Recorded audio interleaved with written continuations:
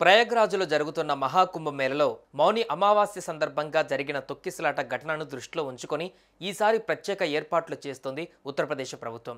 ఇందుకు చేయాల్సిన సన్నాహాలు, ట్రాఫిక్ నియంత్రణ, మార్గదర్శకాలపై సీఎం యోగి ఆదిత్యనాథ్ సమావేశం ఏర్పాటు చేశారు. అసలు మాఘ పౌర్ణిమ అంటే ఏమిటి? ఏంటి దీని స్పెషల్? మాఘ పౌర్ణిమ రోజు మహాకుంభమేళలో పవిత్ర స్నానం చేస్తే ఏమవుతుంది?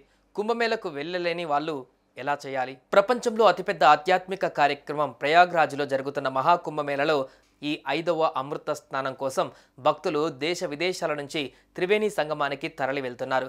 దీనితో ప్రయాగ్రాజ్ చుట్టుపట్ల 2 రోజుల ముందు నుంచే వేల కిలోమీటర్ల మేర వాహనాలు బారులు తీరాయి. ట్రాఫిక్ జామ్ కావడంతో ఎటు వెళ్ళలేని పరిస్థితిలో ప్రయాణికులు గంటల తరబడి వేచి చూడాల్సిన పరిస్థితి.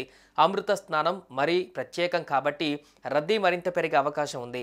మౌని అమావాస్య సందర్భంగా జరిగిన తొక్కిసలాట ఘటనను దృష్టిలో ఉంచుకొని ఈసారి ప్రత్యేక ఏర్పాట్లు చేస్తుంది ఉత్తరప్రదేశ్ ప్రభుత్వం.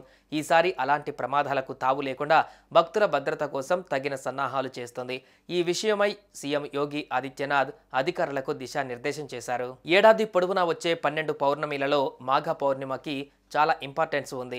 ఈ రోజు విష్ణువుకు మహాలక్ష్మీదేవికి అంకితం చేయబడిందని పురాణాలు చెబుతాయి. ఈ రోజున పవిత్ర నదులలో స్నానాలు, దాన ధర్మాలు, ఆరాధనలు చేస్తే మంచిది. సూర్యుడు మకర రాశిలో, బృహస్పతి వృషభ రాశిలో ఉన్నప్పుడు అమృత స్నానం ఏర్పడుతుందని జ్యోతిష్యులు తెలిపారు. ఈసారి ఫిబ్రవరి 12న సూర్యుడు కుంభరాశిలో ఉంటాడు కాబట్టి ఈసారి సాధారణ స్నానం మాత్రమే ఉంటుంది. స్నానానికి బ్రహ్మ ముహూర్తం ఉదయం 5:19 నుంచి 6:12 వరకు ఉంటుంది. సాయంత్రం 5:55 నుంచి 7:35 వరకు అమృత కాలం ఉంటుంది.